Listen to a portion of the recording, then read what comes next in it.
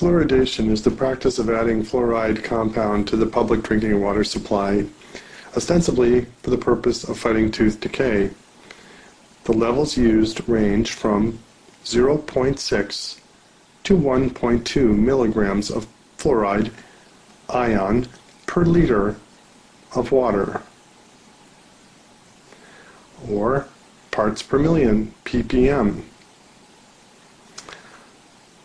The practice began in the United States in 1945 and was endorsed by the U.S. Public Health Service, the PHS, in 1950. Very few countries have adopted this practice to any significant extent. Only 8 countries in the world have more than 50% of their populations drinking artificially fluoridated water: Austria, Colombia, Ireland, Israel, Malaysia, New Zealand, Singapore, and the United States. In Europe, only Ireland, with 73% of the population fluoridated, and the United Kingdom, where 10%, as well as Spain, 10% are fluoridated. In the United States, about 70% of the population is drinking fluoridated water. That is approximately 200 million people, and about half the number of people drinking artificially fluoridated water worldwide. Some countries have areas with high natural fluoride levels in the water. These include India, China, and parts of Africa. In these countries, measures are being taken to remove the fluoride because of the health problems that fluoride can cause. Fluoridation is bad medical practice. Number 1. Fluoride is the only chemical added to water for the purpose of medical treatment. The United States Food and Drug Administration classifies fluoride as a drug when used to prevent or mitigate disease. As a matter of basic logic, adding fluoride to water for the sole purpose of preventing tooth decay is a form of medical treatment. All other water treatment chemicals are added to improve the water's quality or safety, which fluoride does not do. Fluoridation is unethical. Item 2. Informed consent is standard practice for all medication, and one is the key reasons why most of Western Europe has ruled against fluoridation. With water fluoridation, we are allowing governments to do the whole communities, forcing people to take a medicine irrespective of their consent. What individual doctors cannot do to individual patients. While referenda are preferential to imposed policies from government, it still leaves the problem of individual rights versus majority rule. Put another way, does a voter have the right to require that their neighbor ingest a certain medication, even if it's against her will? Number 3. The dose cannot be controlled. Once fluoride is put in the water, it is impossible to control the dose any given individual receives because people drink different amounts of water. Being able to control the dose a patient receives is critical. Some people, ergo manual laborers, athletes, diabetics, and people with kidney disease, drink substantially more water than others. The fluoride goes to everyone, regardless of age, health, or vulnerability. Point 4.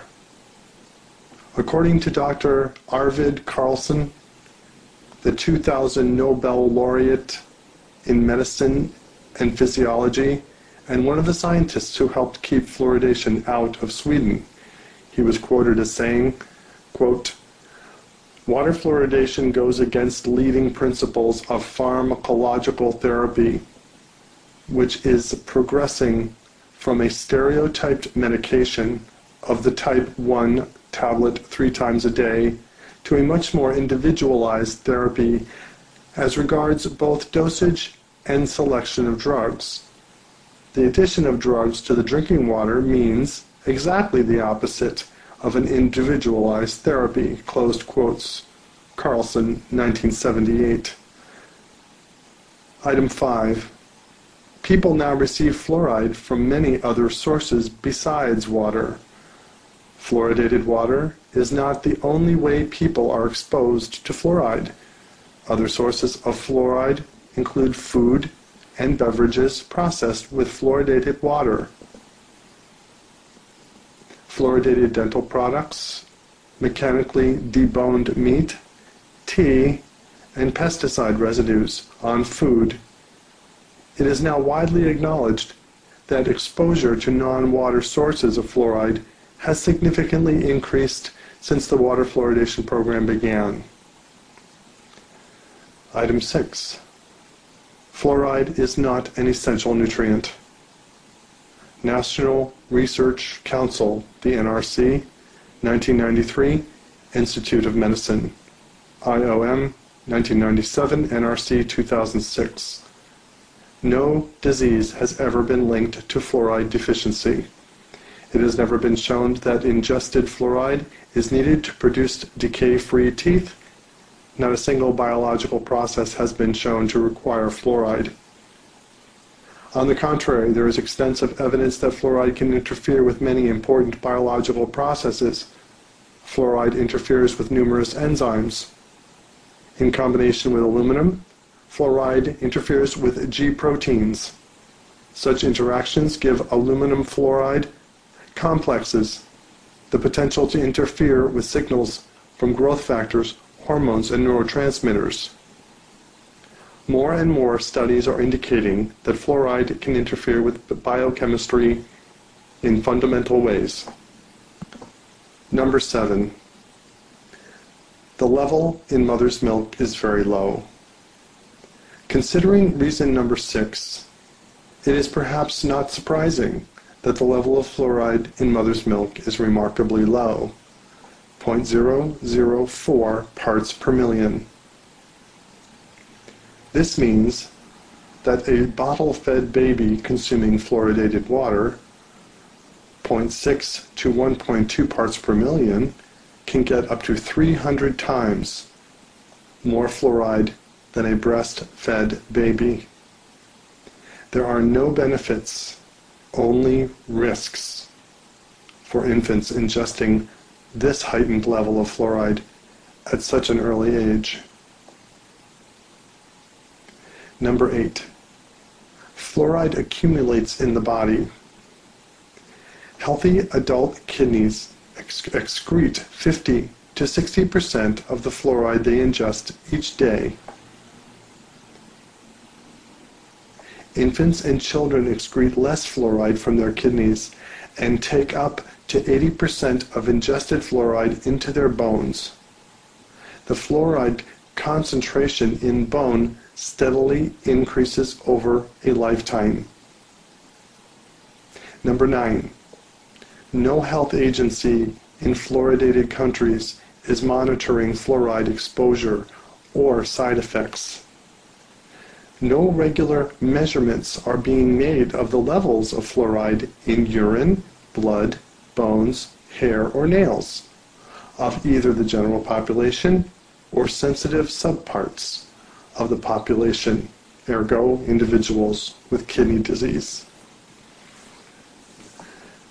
Number 10. There has never been a single randomized clinical trial to demonstrate fluoridation's effectiveness or safety. Despite the fact that fluoride has been added to community water supplies for over 60 years, there have been no randomized trials of water fluoridation. Randomized studies are all standard method for determining the safety and effectiveness of any purported beneficial medical treatment. In 2000, the British government's York Review could not give a single fluoridation trial a grade A classification.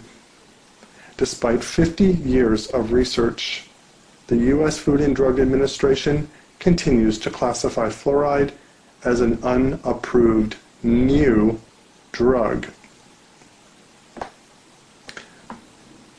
Swallowing fluoride provides no or very little benefit. Number 11. Benefit is topical, not systemic. The Centers for Disease Control and Prevention has now acknowledged that the mechanism of fluoride's benefits are mainly topical, not systemic. There is no need whatsoever, therefore, to swallow fluoride to protect teeth. Since the purported benefit of fluoride is topical and the risks are systemic, it makes more sense to deliver the fluoride directly to the tooth in the form of toothpaste. Since swallowing fluoride is unnecessary and potentially dangerous, there is no justification for forcing people against their will to ingest fluoride through their water supply. Number 12. Fluoridation is not necessary. Most Western industrialized countries have rejected water fluoridation, but have nevertheless experienced the same decline in childhood dental decay as fluoridated countries.